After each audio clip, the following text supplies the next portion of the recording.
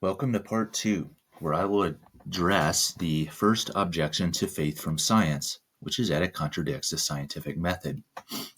Richard Dawkins, a prominent atheist, once said, "We can calculate our way into regions of miraculous improbability, far greater than we can imagine as plausible." The context is that he is saying if a statue of the Virgin Mary waved at him, he would sooner believe that all the molecules of marble just happened to move that way. However improbable that is, he would rather believe that than to believe that a miracle is possible. This is the essence of our first objection. The objector has decided, before you even start to debate, that supernatural explanations are not possible. So no matter how much evidence you give them, even if a statue of the Virgin Mary waved at them, they will not believe because they have already ruled out faith as a way to determine truth. Addressing this bias is the subject of part 2. I bolded the part of the outline we are on now, and will refer back to it when we are finished. It becomes relevant here to define what the scientific method is. The scientific method is like an engine. An engine is a tool that converts the energy in gasoline to movement in a car. Similarly, the scientific method is a tool that converts observations to meaningful conclusions. Without an engine, there is no way to draw any movement in a car from the power of gasoline. Similarly, without the scientific method, there is no way to draw any meaning from our observations. Let's say that in your engine there are 6 steps in converting gasoline to motion, like the gas-air mixture entering the combustion chamber, the mixture being ignited, and so on. Well, in the scientific method, there are also 6 steps. Step 1 is to observe, so identify a question that you want answered. This is the gasoline, the fuel for the method. For example, maybe you observe that sunlight seems to affect plant growth. Step 2 is to make a hypothesis, which is your attempt to explain the observation. So maybe you hypothesize that sunlight has a beneficial effect on plant growth. Step 3 is to design and execute an experiment that tests the hypothesis. So maybe your experiment is to keep 10 plants in a dark room and 10 plants outside in the sunlight, and compare their growth over a period of 30 days. Step 4 is to analyze the data from the experiment. So let's say that after the 30 days, all 10 of the plants kept indoors had died, and the 10 plants kept outdoors grew an average of 8 centimeters. Step 5 is to conclude. Here, you ask the question, was the hypothesis true or false? So it appears from the data that sunlight does have a beneficial effect on plant growth. So your hypothesis was true. Step 6 is to publish your results so other people can use them for their own reference. So you started with your observation, which is that plants seem to be affected by sunlight, and used the scientific method to generate a meaningful conclusion, which is that sunlight positively influences plant growth. Now this is slightly simplified. Let's say your hypothesis was false. So let's say there was no correlation between sunlight and plant growth. Then you would not publish, but instead develop another hypothesis and test that. So you would keep repeating steps 2 through 5 until you have something worth publishing. For our purposes, we don't need that feedback loop, but I thought it would be good to mention anyways. So why would positions of faith be a problem? Keep in mind the quote from Richard Dawkins. So the objector would say, if a position of faith cannot be scientifically tested, then there is no way of knowing if it is true or false. That is, positions of faith are non-falsifiable, meaning that they cannot be proven false. Non-falsifiable conditions are not allowed in science. Any hypothesis that cannot be tested is immediately thrown out. Since positions of faith can't be tested, then no experiment exists to confirm or deny them. For example, the objector would say that no matter how much evidence there is for evolution, you can always say that God is still the creator, perhaps that he used evolution to create. And no matter how much evidence there is that Jesus was not God, you can still say that he was God and was just faking the evidence. And no matter how much evidence there is that something happens randomly, you can still insist that it is a miracle, that God is just working through random events. And I agree, there is no way to prove a position of faith false, which makes them non-falsifiable. Of course, I think it is rather silly to throw out faith because of that, as we will see, but I do agree with that aspect of the objection. So the objector would say, if we look at the 6 steps of the scientific method, in faith, since no experiment exists to confirm or deny your findings, all you do is conclude. There is no observation, no formal hypothesis, no experimentation or analyzing of data, and no publishing. Since there is no way to test a position of faith, then how would we know if it is false? This sentiment is why religious explanations are seen as a type of intellectual cop-out in many universities. It is like a crutch that one who is too lazy to test something would use. So they say God did it, instead of putting forth the effort to use the scientific method to generate a rational explanation. For this reason, religious explanations are thought to remove the motivation for research, impede the progress of science, and thwart our imaginative potential. And the implication of this is that if all you need to do in faith is conclude, then what is to prevent people from coming to whatever conclusion they want to?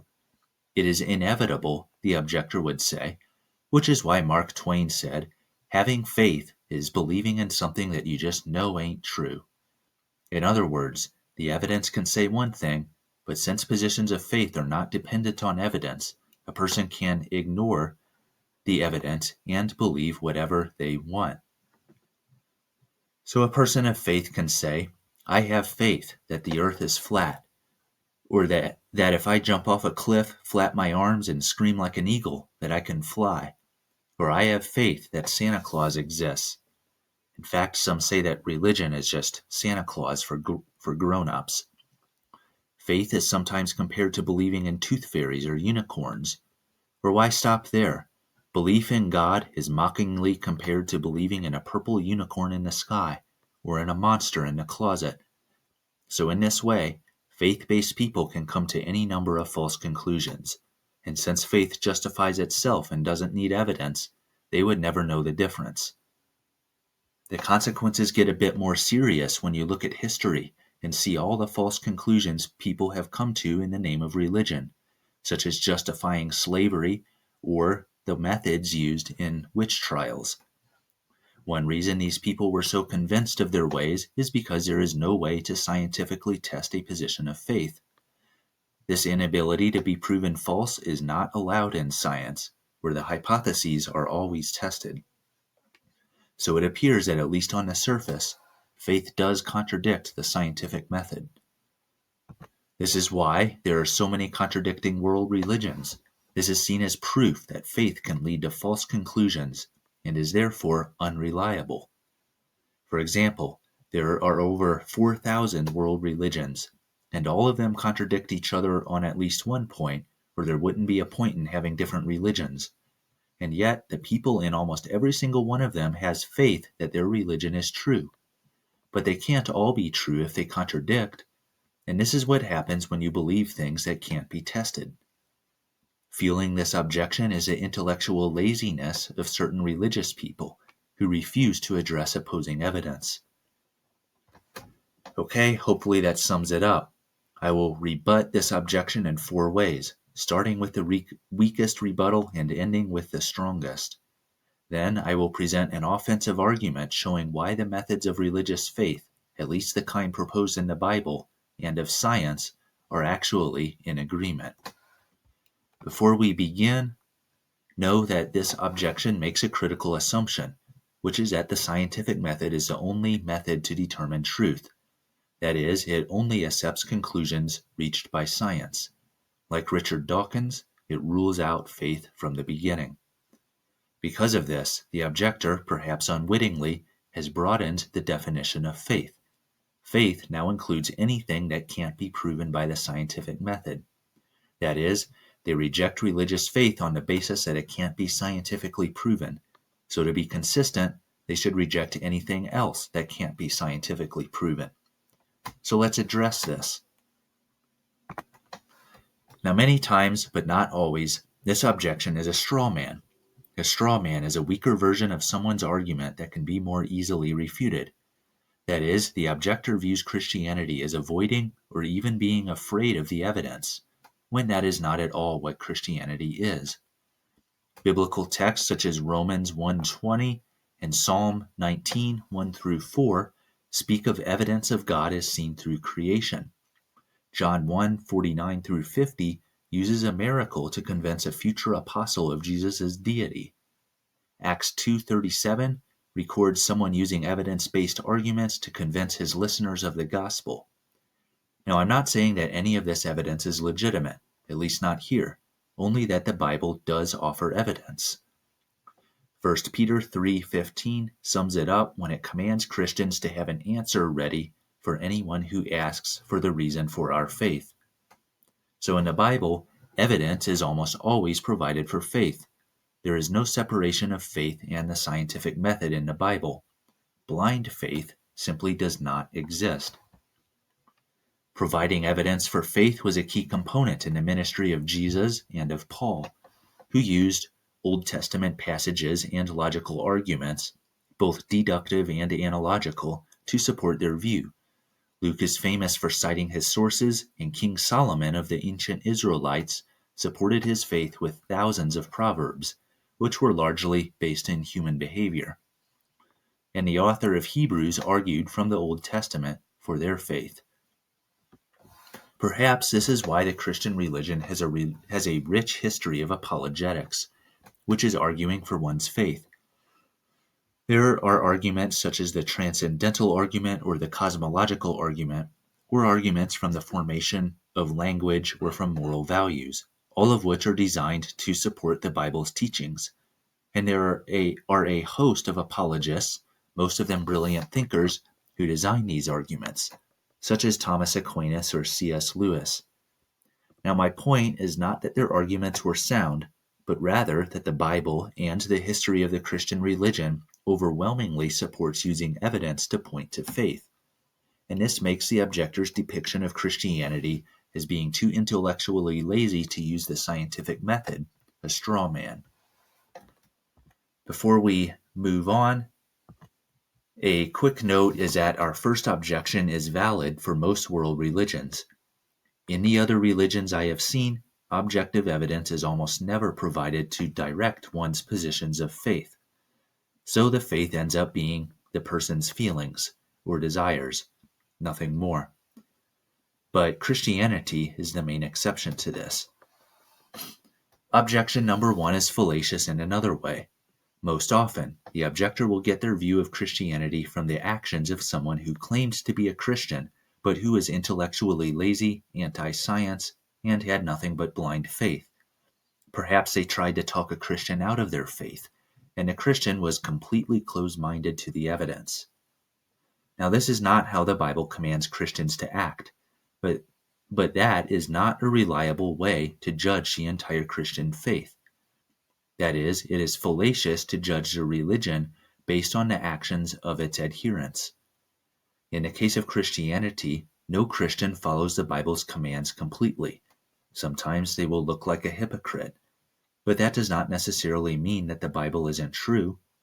And if we really want to insist on this type of logic, note that I could just as easily dismiss the objector's worldview by citing some of the heinous things that naturalists have done. This objection is non-falsifiable. This is because the objector demands that the Christians scientifically prove their position of faith, which we said earlier is impossible. Remember that faith is belief in something that cannot be proven by the scientific method. Asking the Christian to prove their position of faith is like handing someone a fish and asking them to cut down a giant sequoia with it. This is ludicrous because the soft body of a fish is an inadequate tool to use to cut down the tree. Similarly, the scientific method is an inadequate tool to test the supernatural. It only tests what is natural. To demand that Christians prove their claims with science is like handing them a fish and expecting them to cut down a tree. And when they can't do it, you parade around celebrating your victory. Of course, the Christian can't prove their position of faith. That is what a position of faith is. So I would say that the problem lies not in the Christian's claim, but in the way the naturalist's experiment is designed. Using this experiment, there is simply no way to prove the naturalist's position false. If all you do is give the Christian a fish, this makes it non-falsifiable and is simply bad science. It is intellectually lazy to design an experiment like this and then parade its results around as if they prove your worldview. At this point, the objector might say, well then, that settles it. You've said it yourself, you can't prove your claims by science, so I just won't believe them. And this is almost a drop the mic moment in many secular circles. This is seen as the ultimate demise, the last nail in the coffin of the Christian's belief. If you can't scientifically prove it, then throw it out. This implies that you can't believe something unless it is proven by science. As we will see, this is not safe to assume. To say that the scientific method is the only way to determine truth is self-defeating. To see this, I must only ask the question, can the scientific method test this truth claim? I ask that because if the scientific method is the only way to determine truth, then a statement is not true unless it has been tested by the scientific method. And if a statement cannot be true unless it is tested by the scientific method, then that includes our objector's statement, right? It must be tested scientifically, or by its own logic, it is not true. Can the scientific method test this claim? If the answer is no, which it is, then it is false by its own logic. I cannot use the scientific method to test if the scientific method can be used. That would be circular reasoning. It would be presupposing exactly what I am trying to prove. The scientific method cannot justify itself, and if it can't, then the objector's claim is simply false by its own logic, not mine. The objector's claim is like a man sitting on a tree branch and cutting it off. If they are successful, if the scientific method is the only way to determine truth, then they have undermined themselves. If the scientific method cannot test their claim, then that makes their claim a position of faith, not science. That is, the objector presupposes the scientific method as the sole means of determining truth, when in reality, that claim has not been shown by the scientific method. Therefore, other methods of determining truth do exist. What, like faith? Yes, absolutely. If we can't determine truth by science alone, then that means faith exists necessarily. To say otherwise is to demonstrate faith, for such an objection cannot be tested. This assumption is one of epistemology, which is how we go about determining truth. The objector believes that the scientific method is the only way. Now, some say that all epistemic claims are circular, including the idea that we should use faith. After all, doesn't faith justify itself? But faith is not circular reasoning. Circular reasoning is a scientific term used only to judge conclusions reached by the scientific method. It does not apply to faith.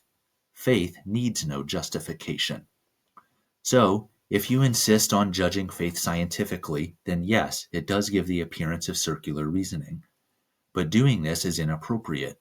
You cannot use the scientific method to judge other epistemologies. That is beyond its scope. So painting all epistemologies under the brush of circular reasoning does not save this objection. Know that most naturalists do not realize that their worldview is built on faith, and it tends to be very difficult to convince them otherwise. So in a debate, you will likely encounter at least one of these objections. If you just want the arguments, then feel free to skip this slide. One might say, but doesn't the evidence prove my claim? In other words, hasn't the evidence shown that the scientific method is the only way to determine truth? As long as that evidence was obtained by the scientific method, which is a safe assumption, This objection is circular. You cannot use the scientific method to prove the scientific method. Okay, but doesn't the evidence support my claim? In other words, I can't absolutely prove that the scientific method should be used, but I can certainly back it up with evidence. I mean, just look at all the progress that has happened once people started using the scientific method. But this still engages in circular reasoning. Whether you try to absolutely prove the scientific method, or if you merely provide evidence for it, you are still using the scientific method to support the scientific method. Note that I can provide evidence for using the scientific method because I am willing to accept that using the scientific method is a position of faith. So, evidence points to faith. But the objector, who does not allow for faith, cannot do this. The objector also assumes that we can use past evidence to make future conclusions. There is more to come on this later, but you cannot show that scientifically, which makes it yet another position of faith. If for some reason the objector admits that using the scientific method is an act of faith, then offering evidence for it actually supports the biblical view. The objector agrees that their position of faith cannot be proven by science, and therefore offers evidence to point us to it. But that sounds very much like how the Bible offers evidence to point us to its claims of faith. The only difference here is that the Bible's claims of faith are at least plausible because they follow their own logic, but the objector's claims do not. So the objector, in order for their evidence to function, must admit that using the scientific method is a position of faith. But the moment they did that, they would be agreeing with the Bible. But the objector might continue saying, but the evidence doesn't support your position of faith like it does mine. I have a massive amount of evidence supporting the use of the scientific method, but the claims in the Bible don't have that. And that is irrelevant. It is a topic for another discussion. My goal here is to show that they are making claims of faith, not to evaluate those claims by external evidence. Well, I said earlier that positions of faith can't be proven true, but the objector might say, if I can't prove my epistemology to be true, and you cite that as evidence for your view, then shouldn't you be able to prove yours to be true? I haven't seen you offer any evidence for why evidence should point us to faith, but this misunderstands my argument. I never claimed that the Bible's epistemology is true, only that it is plausible. And the objector's epistemology caves in on itself, but the Bible's does not. Besides, faith does not need to be tested. Testing is strictly for scientific conclusions. This objection is also slightly dishonest because the objector, when they offer evidence to support their position of faith, shows that they agree with the Bible's epistemology. So to call the Bible's epistemology into question when one shows through their actions that they already agree with it seems potentially dishonest to me. Okay, one more objection. Why is it that you, the Christian, can make claims that are non-falsifiable, but I can't? How is it that the Bible can make all these claims about God and the supernatural that can't be tested, but the objector has to test their claims? Isn't that a double standard? The answer is that the objector's worldview doesn't allow positions that are non-falsifiable, but mine does. It is consistent for the Christian to say things that aren't testable, like statements about God, because their worldview allows for it. The objector cannot do this because their worldview says that everything must be tested by the scientific method, or it is not true. So the Christian's epistemology is at least plausible, but the objector's is not. Okay, I did my best to anticipate potential objections. If I missed any, please let me know, and I will do my best to respond. All right, so the objector's epistemology is self-defeating because it cannot stand under the weight of its own claim. That is the end of the rebuttals. I will now present an offensive argument for why the methods of faith and of science are in agreement. This argument will have the effect of adding to the self-defeating nature of objection 1, but it is primarily offensive in nature. So the Bible's idea of faith in science is that science points us to faith. It never proves of faith because science can't do that, but it points us there. And we will see that our use of the scientific method is no different. That is, using the scientific method is a position of faith that is pointed to by evidence. Thus, the scientific method and the Bible agree. Why is using the scientific method an act of faith? Well, because in order to use it, one must believe in some things that cannot be proven by science. And this should make intuitive sense. If the scientific method uses something to function, then the scientific method can't be used to prove that thing. That would be circular reasoning. Like we said earlier, the scientific method can't justify itself. So what are these things? Well, I call them presuppositions because we presuppose them to use the scientific method. There are 6, the first one of which is that the scientific method is reliable. One implies by using the scientific method that they think it is reliable. So this position of faith is exercised in all 6 steps. For your reference, at the top of the slide, I listed the steps of the scientific method, as well as which positions of faith show up in which step. So, position of faith number 1 is listed in all 6 steps. Why is trusting the reliability of the scientific method a position of faith? Well, any experiment you use to show that the scientific method is reliable would be using the scientific method to function. So it would be circular reasoning. You cannot use the scientific method to prove the scientific method. The same goes for providing evidence for the scientific method. All such evidence would be produced by the scientific method.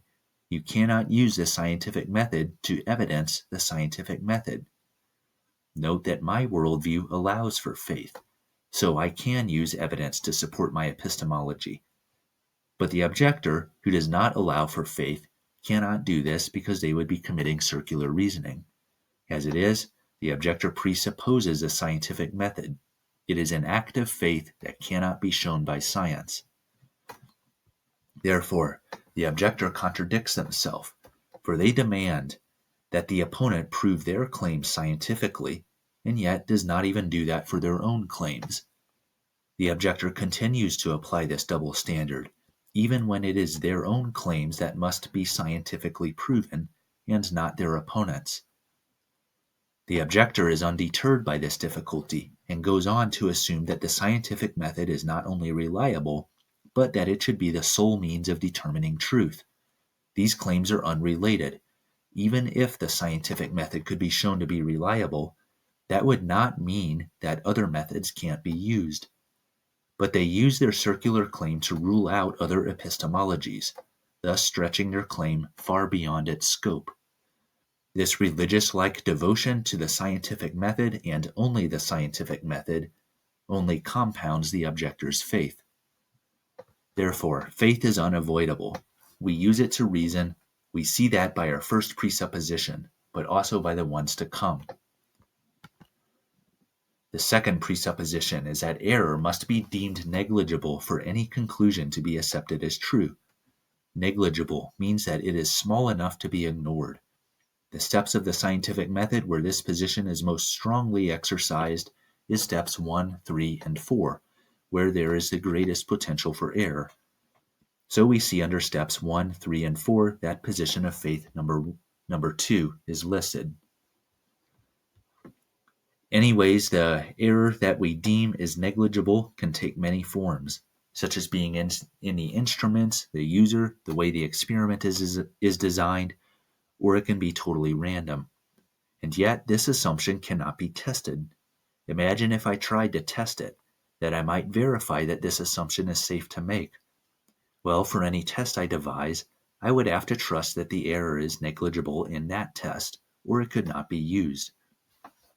But showing that error is negligible is what I am trying to prove, so this would be circular reasoning. One cannot use the scientific method to affirm what is in the scientific method. There is no way to know for certain that there is not some unknown source of error that would change the conclusions. So accepting the conclusion as true is an act of faith. That is, the scientific method cannot prove things true. It can only prove things false. Presupposition number 3 is that one event can cause another. Again, the idea of causation cannot be scientifically tested because all scientific testing assumes its existence. This assumption is most clearly seen in step 2 when a hypothesis is made. In a hypothesis, it is assumed that a change in the independent variable causes a change in the dependent variable. So a change in the amount of sunlight causes a change in plant growth. One cannot prove causation scientifically because any experiment used to do so would rely on causation to function. That would be circular. You cannot use a scientific method that relies on causation to prove causation. That is, the scientific method can only show correlation, not causation. If you want to see this, try proving that the swinging of the bat caused the baseball in this picture to change direction, and that they are not merely correlated. To show that causation exists in this scenario, one would have to use an experiment that relies on causation to function. Presupposition number 4 is that the data and conclusion have meaning. This is most strongly seen in steps 4 and 5 of the scientific method. Let's say you observed the following sequence of numbers: 1, 2, 3, 1, 2, 3, 1, 2, 3, 1, 2, 3. Scientifically, all you have is a 1, followed by a 2, followed by a 3, which happens exactly 4 times. To say that there is a pattern, or to derive any meaningful conclusion from those numbers, is to go beyond what the scientific method can show, for science is purely observational. Or let's say you observed that the 10 plants that stayed outside grew more than the 10 plants that were inside. Scientifically speaking, all that says is that the 10 plants that stayed outside grew more than the 10 plants that were inside. To draw any meaningful conclusion from that goes beyond science. That is, science is purely observational. It reports the facts, nothing more. It does not draw conclusions from them. We give the facts meaning. It is not something that science does. Therefore, it is a position of faith. Ideas like meaning and information dwell beyond science, yet they are used in the scientific method. And since the scientific method uses faith to function, we could say that it is built on faith, not the other way around. In other words, to experimentally show that meaning exists, one must use an experiment in which meaning is assumed. Presupposition number 5 is that the laws of nature and of logic are constant.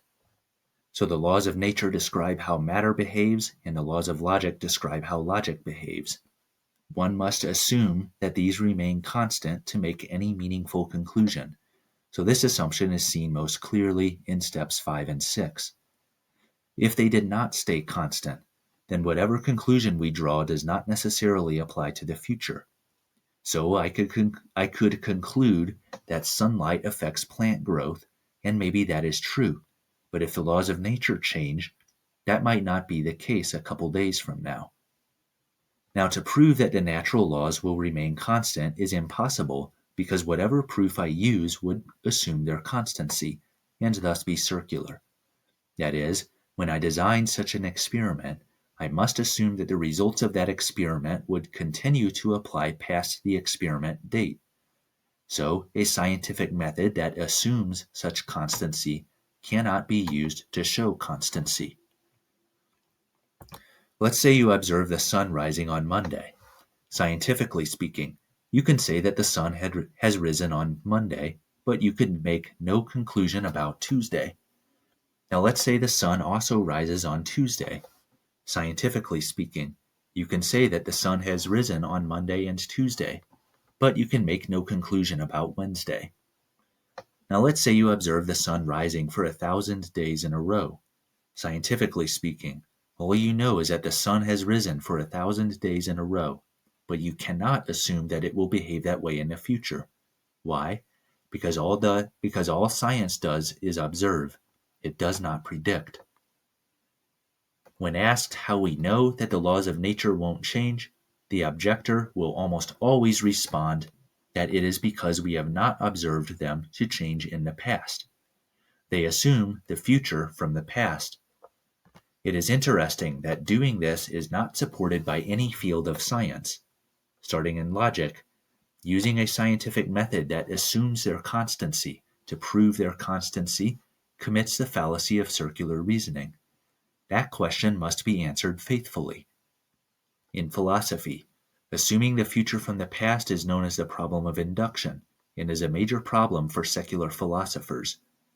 In physics, the very existence of natural laws that stay the same in the past, present, and future baffles physicists. It even confused Albert Einstein, who said that the only incomprehensible thing about the universe is that it is comprehensible. In statistics, events are independent, meaning that we are not to assume that the behavior of any past event influences the future. An example is when rolling dice, and let's say you get 5 sixes in a row, that would not mean that you are any more likely to get a 6 on the 6th roll. In mathematics, this faulty logic is called extrapolating, which is assuming that unknown events will behave in the same way as when we have observed them. My point is that to assume the future from the past is not justified by any field of science, yet we must do this when we assume that the laws of nature and of logic are constant. Again, I can assume this because my worldview allows for faith, but the objector's worldview does not. One might say, well, I know I can't prove these things, but I can certainly give evidence for them so that we can believe in them beyond a reasonable doubt. But this too is circular. Whether it be to absolutely prove or to merely provide evidence, for the scientific method cannot be used to support those things that the scientific method uses to function. One might say, well, these are so nitpicky, I haven't even thought about them until now. And I say that technically having faith is still having faith. And if one has faith themselves, then they cannot condemn religious worldviews because they rely on faith. And I think that the fact that we use these presuppositions so often should be all the more reason to question their origins. The objector likely hasn't thought about them because they have taken them for granted, but that doesn't mean we should ignore them.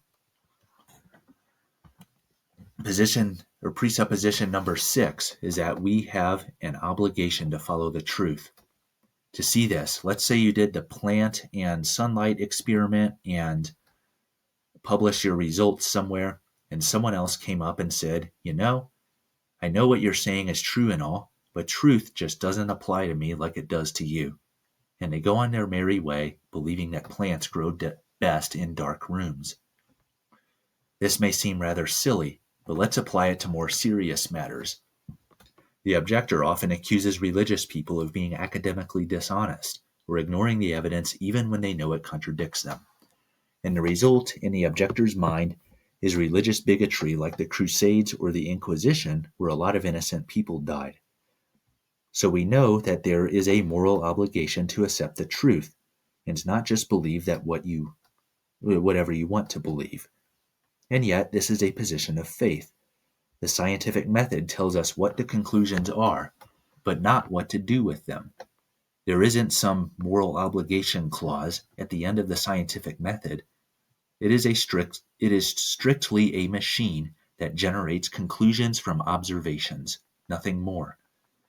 This presupposition is most clearly seen in step 6. So what would our plant experiment look like without faith? We could observe a correlation between sunlight and plant growth, but no causatory link could be implied. This means that no hypothesis could be proposed. Even if it was proposed and an experiment was performed, we could not attach any meaning to the numbers we generate. And whatever conclusion we come to could not be trusted because we don't know that error is negligible. And even if it was negligible, there is no guarantee that our results will apply to the future, or that anyone would change their behavior based on our results. So, faith forms the basis for using the scientific method. How does this reconcile the methods of faith and of science? Well, the scientific method is a classic example of evidence pointing us to faith. That is, to use the scientific method is to exercise faith, and yet the evidence points to it. Just look through history and see the progress that resulted after the scientific revolution, when the scientific method was formalized. And so far, I have not witnessed the scientific method not working. It seems to be a pretty good tool. And yet, for all its evidence, using it is ultimately an act of faith, which I showed through the 6 presuppositions. Does that sound familiar? That sounds a lot like what the Bible says about evidence pointing us to faith. So perhaps unknowingly, the objector, by exercising their faith in the scientific method, is actually agreeing with the Bible. They think the scientific method refutes the Bible, when in reality they are in agreement. For this reason, objection 1 continues to defeat itself, for the objector uses the scientific method to drive out faith, when in reality the scientific method is built on faith. You cannot use faith to drive out faith. So to summarize, our first objection to faith is that it contradicts the scientific method. That is, the scientific method tests its positions with experiments, but positions of faith can't be tested. Therefore, the objector says, there is no way of knowing whether they are true or false, thus allowing the religious person to believe anything they want to. This objection commits 2 fallacies. One is the straw man. It pits the Christian faith as being intellectually lazy, which is not the case, as suggested by the evidence offered by the Bible, its main characters, and various apologists. So, the objector is oftentimes arguing against a version of Christianity that offers no evidence for its beliefs, which is a much weaker version than the real Christianity, hence the straw man. Fallacy number 2 is that it tends to judge the Christian worldview on the actions of a few of its more intellectually lazy adherents. It is fallacious to judge a worldview based on the actions of its adherents. Note that I can just as easily do that to the naturalist worldview. So the objector underestimates the strength of Christianity. That's the straw man, because they use its weakest adherents to inform their view. That's the second fallacy. The second problem is that the objection is non-falsifiable. This is because it demands that the Christian prove their claims scientifically, which is no easier to do than it is to chop down a tree with a fish. Of course, the Christian can support their claims with science, but that is different. The naturalist often demands absolute proof, and as long as there isn't absolute proof, then they will not believe no matter how much evidence you give them. But this is an example of a poorly designed experiment. The third objection is that, third problem is that it is self-defeating in 2 ways. Firstly, the objector assumes that the scientific method is the only way to determine truth, which is false by its own logic, for the scientific method has not determined that statement to be true. Secondly, use of the scientific method is ultimately based on faith, despite being supported by evidence. So, to use it to drive out faith is self-defeating. If one succeeds, then they have reintroduced faith. You cannot drive out faith with a scientific method that is built on faith. Ironically, when the objector supports their use of the scientific method with evidence, they do 2 things. They commit circular reasoning, for the scientific method cannot be supported with the scientific method, but they also agree with the Bible's epistemology, which states that evidence points us to faith. So why exactly is religious faith thought to contradict the scientific method? Well, maybe the objector hasn't thought about it critically yet. But logically speaking, the reason can't be because religious faith can't be scientifically proven, for we have no problem using a scientific method that can't be proven, or making any of the other positions of faith that were mentioned in Part 2, or that will be mentioned in Part 3. So why the double standard? Why accept faith in other areas but reject religious faith specifically? I think I said it in the name. It is a religious aspect of religious faith that some objectors don't like. It is a bias against the supernatural. And bias, especially if it causes us to come to false conclusions, has no place in the scientific world.